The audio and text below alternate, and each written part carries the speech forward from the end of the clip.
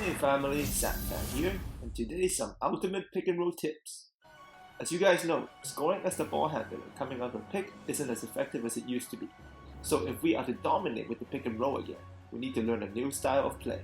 We need to learn the Pham Roman attack. And to demonstrate for the family today, Anthony Davis, the most deadly Roman in the game. He can be so effective as a Roman because he can finish on the roll, he can catch, hit the jumper out of the fade. He can also catch the ball, score out of ISO or post-up, or driving it to the basket. He draws fouls, and he can even assist teammates on a swing for free balls. If you can use AD correctly in this offense, you will wreak havoc in NBA 2K15. So for today, we're going to look at something simple like a pick and roll and a pick and fade, and we'll show with the right kind of management and a good attention to detail, those things can become an entire offense to themselves. So let's do this Roman attack, Pham style!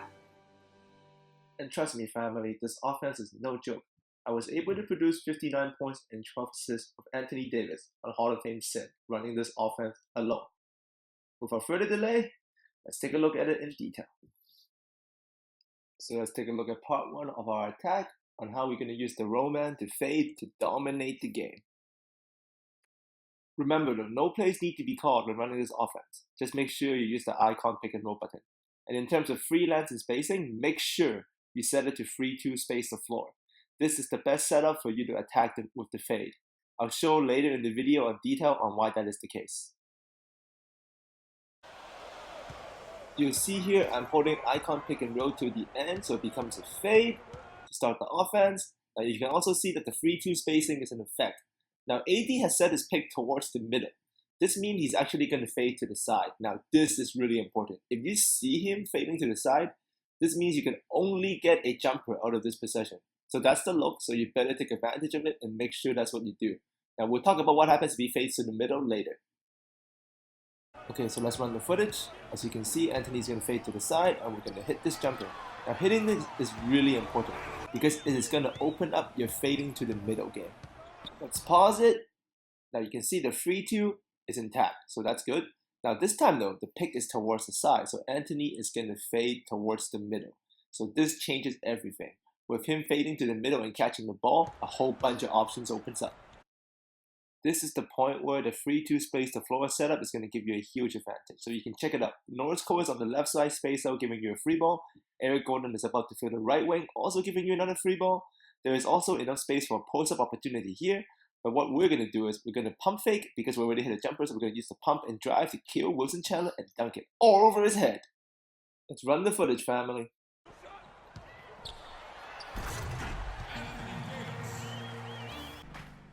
And in this instance, we're going to do a pick and fade to the middle, post up. So Anthony's going to fade to the middle, we're going to catch it, we're going to pump, George for read in, and we're just going to back him down, use that spacing, and hit him with that Pham post move. All day, family. All day. Let's take a look at the slow-mo play signs of how we got all that good space. So here you can see the pump George for read in a little bit, so I can back him down much more easily. But the key here is, look at his chic. He's giving space to AD by going from the left block to the right block. This is why the 3-2 space the floor is so important, family, because they are going to move to get you that space.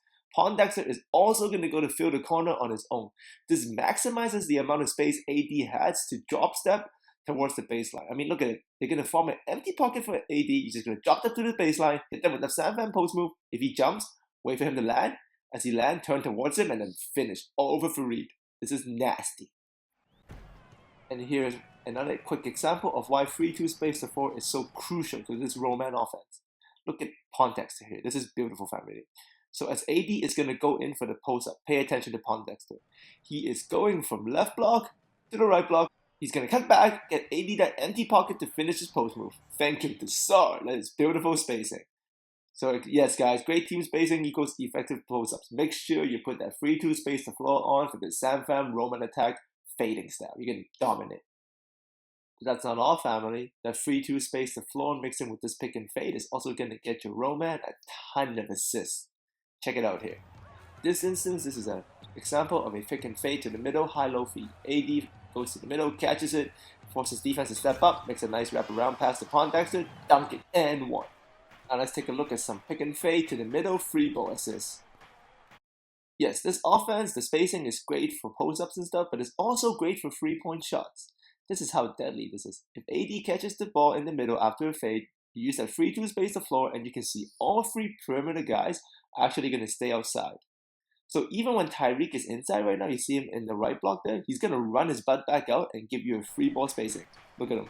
But no one scores open, so he's going to give it to him, and he's going to hit this bang, bang, bang, bang. Now let's take a look at pick and fade to the middle assist number 2. Once again, we're going to get AD goes in the middle, he's going to catch it, and just swing the ball, use that spacing, and we're going to hit another free ball in their face. In the following clip, it's just my roll-man attack flowing in naturally out of the fade. So you can see the action here, which is going to go side to side, get in the ball. Sometimes we're going to sneak in the post up, and we can still finish it up. Anthony Davis is nasty, family. Alright, so they need a timeout before we go to part 2. Whew, this is gorgeous. Now, in part 2, we're going to talk about the roll, but not too much, because you can use the roll to dominate too, but just make sure when you're using the roll, the easiest way to get in the ball is usually the alley-oop. But here, just remember, if you're going to do the roll, make sure you set it back to 4-1 space the floor, and make sure you have a stretch 4. This is much easier for the roll man to catch the ball up the middle. 3-2 is too tight. So we get the 4-1 space the floor here for the roll. We're going to lob it up, and AD is going to finish over their heads. Now, but that doesn't mean 3-2 space the floor isn't possible. It's just you need to run the pick and fade a lot first to open this up. So make sure you use the pick and fade 3-2 space the floor to open up pick and rolls, either using 4-1 or 3-2. And last clip of the day, pick and rolls are deadly in semi-transition. This is because if you get AD the ball as he rolls, the defense is going to scramble because they're still transitioning from offense to defense. Usually you can find open free balls all day this way. Alright, thanks family. I hope you've enjoyed this. And once again, here's AD's crazy stats, 59 points, 12 assists. I know I also got 19 rebounds and 5 blocks. I'll probably do a video on rebounds and blocks later, so if you want to see that, let me know. And as always, please leave a comment in the comment section. And if you like this video, please add me on like. Pham is checking out. I'll see you guys next time.